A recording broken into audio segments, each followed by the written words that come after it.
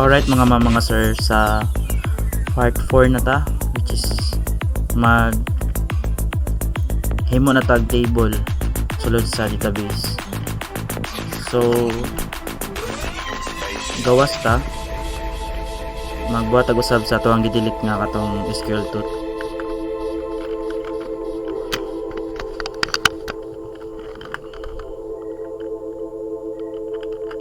Mag-type lang tag exit. So type tag usab MySQL u root -p tapos enter, then show databases. Then after pag show databases, mag-create create database, tapos pangalan sa table. Yung si pangalan sa table kanina nga atong i-delete is SQL tut, means SQL tutorial. Naman tay isa nga nag-exist good, so lahi lang tong pangalan. Pag enter, then use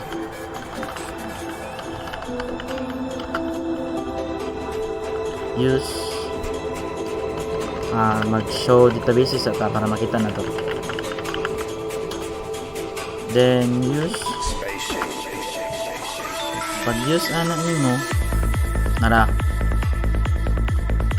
pwede naman siya kapihon or pwede naman siya mano-mano. Mas pag enter, tapos dire na create table, pas pangalan sa table, like butang na to username, users lang, users. So sa users, ako ang ginabuhat mga sir is magbutang lang ko bisa ka open open tag, then mag-enter ko. Pag enter na ko, mababa man na siya. Then sa user natay user ID, then ang iyahang data type which is int.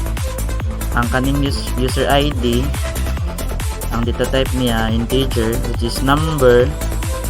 Ang butang tag default 11, tapos auto increment. So pasabot sa auto increment mga sir, taga insert og ID sa user mo, automatic siya mo +1, mo increment siya. On the word increment mo pasaka siya og isa, and then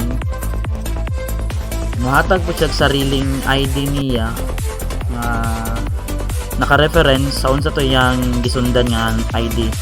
Hintay nagkakahimo na tag isa ka user which is nasa ID 1. So kung ang katong user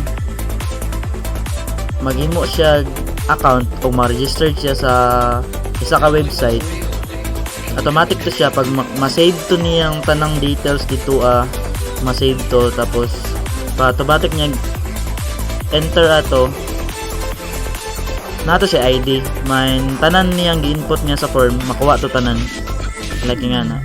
Then auto increment, tapos pwede na to ibutang nga not null sa by default niya. Then baba name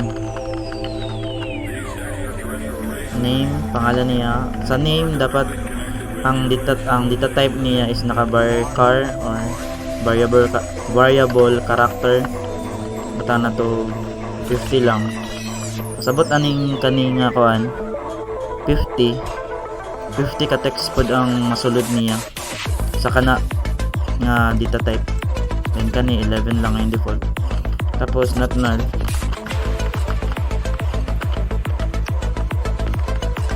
then enter. Tapos nasa pa first name, last name, hindi na lang name na may pangalan. Matang na to address.